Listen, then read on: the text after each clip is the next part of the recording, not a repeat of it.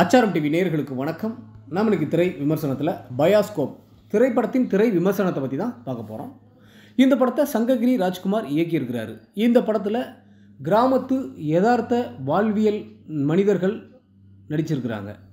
இந்த படத்தோட கதை என்னென்னு பார்த்தீங்கன்னா, சங்ககிரி ராஜ்குமார் இயக்கத்தில் கடந்த 2011ஆம் ஆண்டு வெளியான வெங்காயம் திரைப்படம் பத்திரிகையாளர்கள், திரையுலக மற்றும் அரசியல் பிரபலங்களால் பெரிதும் பாராட்டை பெற்றது. அதே சமயம் தனது குடும்பம், உறவினர்கள் மற்றும் கிராம மக்களை வைத்துக்கொண்டு முழு படத்தையும் எடுத்த இயக்குனர் சங்ககிரி ராஜ்குமார் பற்றி பாராட்டி பல கட்டுரைகளை பல பத்திரிகைகள் வெளியிட்டது. அதில் இவர்கள் படம் எடுத்த கதையை ஒரு படமாகவே எடுக்கலாம் என்று பிரபல வார இதழ் ஒன்று குறிப்பிட்டிருந்தது.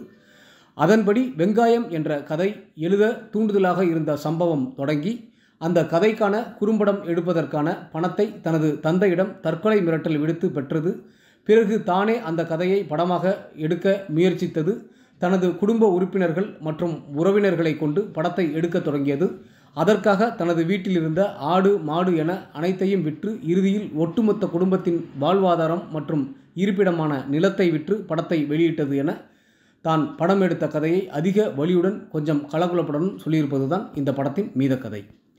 கதையின் நாயகனாக நடித்திருக்கும் ராஜ்குமார், முக்கிய கதாபாத்திரங்களில் நடித்திருக்கும் பாட்டிகள் வெள்ளையம்மாள், முத்தாயி, தாத்தாக்கள் முத்துசுவாமி, குப்புசுவாமி, அப்பா வேடத்தில் நடித்திருக்கும் SM மாணிக்கம், அம்மாவாக நடித்திருக்கும் இந்திராணி, தம்பிகளாக நடித்திருக்கும் MS செந்தில்குமார், சிவரத்தினம், பெரியசாமி, தங்கையாக நடித்திருக்கும் மோகனப்பிரியா, ஜோதிடராக நடித்திருக்கும் தங்கராசு, திரைப்பட தயாரிப்பாளராக நடித்திருக்கும் தர்மசெல்வன், குவாரி முதலாளியாக நடித்திருக்கும் நமச்சிவாயம், நண்பராக நடித்திருக்கும் ராஜேஷ் கிருஷ்ணா, இரண்டாவது ஹீரோவாக நடித்திருக்கும் ரஞ்சித், ஹீரோயினாக நடித்திருக்கும் நிலா என படத்தில் நடித்திருக்கும் அனைவரும் புதுமுகங்களாக இருந்தாலும் அவரவர் கதாபாத்திரம் உணர்ந்து சிறப்பாக நடித்துள்ளார்கள்.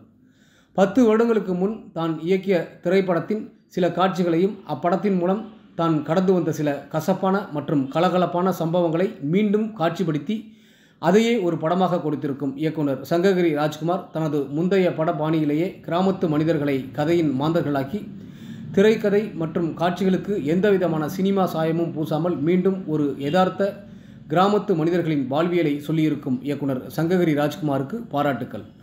ஒட்டுமொத்த படக்குழுவினருக்கும் ஆச்சாரம் டிவி சார்பாக வாழ்த்துக்கள்.